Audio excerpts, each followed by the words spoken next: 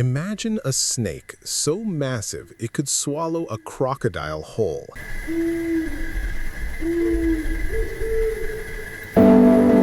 So powerful it could crush a car with its coils.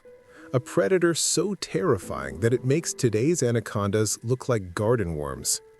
This nightmare was real, and it slithered through prehistoric Colombia just 10 million years after the dinosaurs went extinct. In 2009, scientists made a discovery in a Colombian coal mine that would change everything we thought we knew about the limits of snake evolution. What they found were the fossilized remains of the largest snake that ever lived. This is the story of Titanoboa, a monster that stretched longer than a school bus and weighed as much as a small car.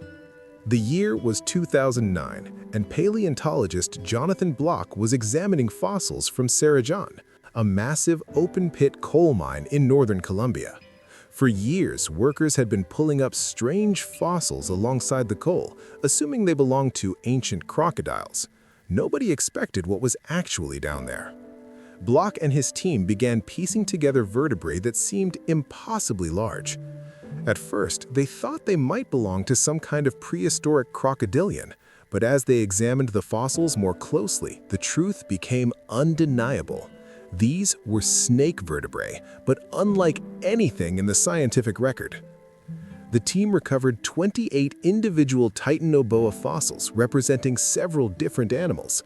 By analyzing the size and curvature of the vertebrae, they calculated dimensions that were absolutely staggering. This snake measured between 42 and 48 feet long and weighed approximately 2,500 pounds. That's over 13 meters of pure muscle and predatory power. The largest anacondas today max out at around 25 feet. Titanoboa was nearly twice as long and 5 times heavier. If you stood next to one, its body would be as thick as your torso. Its head would be the size of a watermelon, filled with teeth like curved daggers. And here's the chilling part. This wasn't some evolutionary freak. Titanoboa was perfectly adapted to its environment, a supremely successful predator that dominated its ecosystem for millions of years. Titanoboa lived approximately 60 million years ago during the Paleocene period. This was just 10 million years after the asteroid that killed the dinosaurs struck Earth, wiping out 3/4 of all species. The world was rebuilding itself, and new predators were rising to fill the vacant throne. The region where Titanoboa was found wasn't the landscape we see today. 60 million years ago, it was a massive tropical rainforest with swamps and rivers stretching for hundreds of miles. Average temperatures were between 86 and 93 degrees Fahrenheit, roughly 10 to 15 degrees warmer than modern tropical rainforests. This intense heat was essential to Titanoboa's survival. Snakes are ectothermic, meaning they rely on external heat to regulate their body temperature.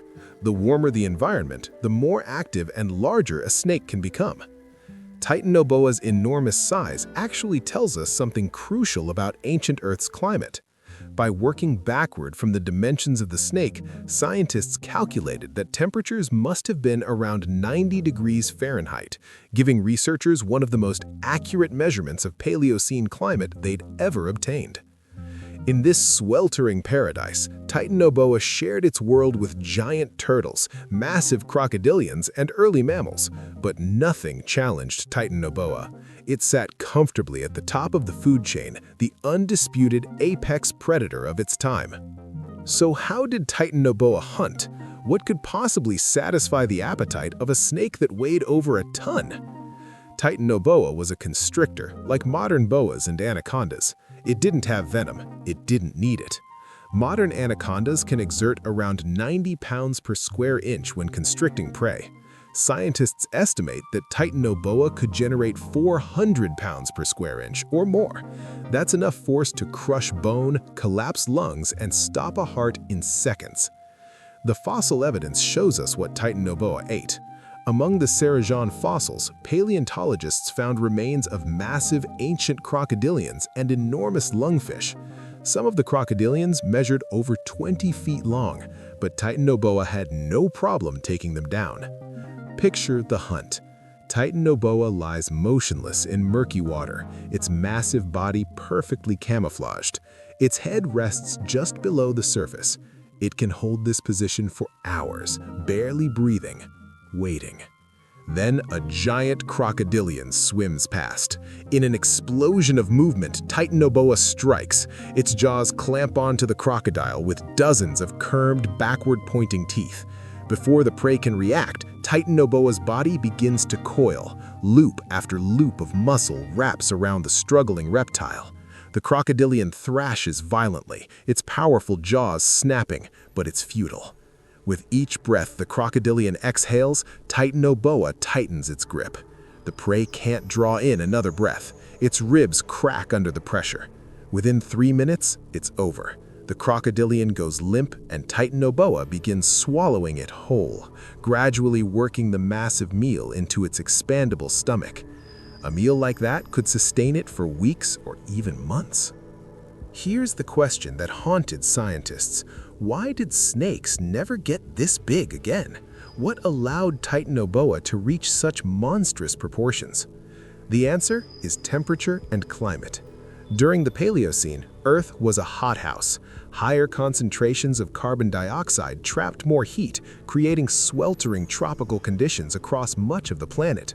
For cold-blooded reptiles, this was paradise.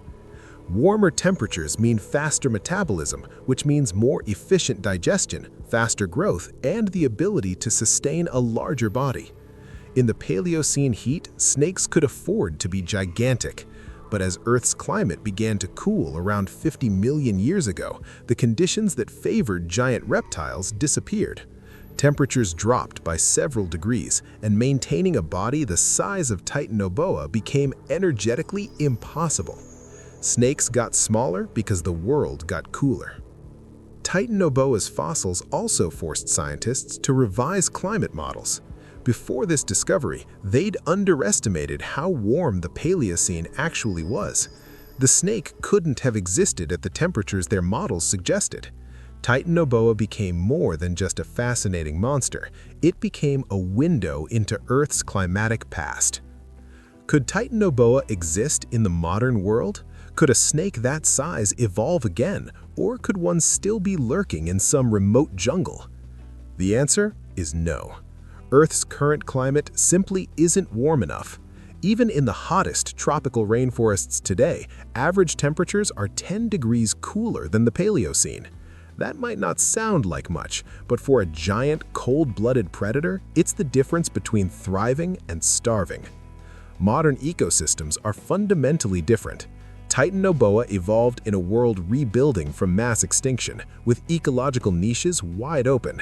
Today's environments are packed with mammalian predators competing for resources. Plus, Titanoboa fed on massive reptiles that simply don't exist anymore. There's not enough prey biomass in today's ecosystems to support it. As for the idea that a living Titanoboa might be hiding in some remote jungle, it's exciting but almost certainly fantasy. A predator that size would leave undeniable evidence. If a 45-foot snake was out there, we'd know. Titanoboa's discovery proves that Earth has always been a planet of monsters. For millions of years, it ruled as the undisputed king of the Paleocene swamps. And then, as the climate changed, it vanished, leaving behind only fossils buried in Colombian coal, waiting 60 million years to tell us its incredible story. Somewhere out there, buried in rock and sediment, are fossils of creatures that will make Titanoboa look ordinary. Predators even more terrifying, even more impossible. If you enjoyed this journey into the age of giant snakes, smash that like button and subscribe to Legacy Untold channel. We're constantly exploring the most incredible discoveries in paleontology and natural history. Drop a comment and let us know what prehistoric creature you want us to cover next. Thanks for watching, and I'll see you in the next video.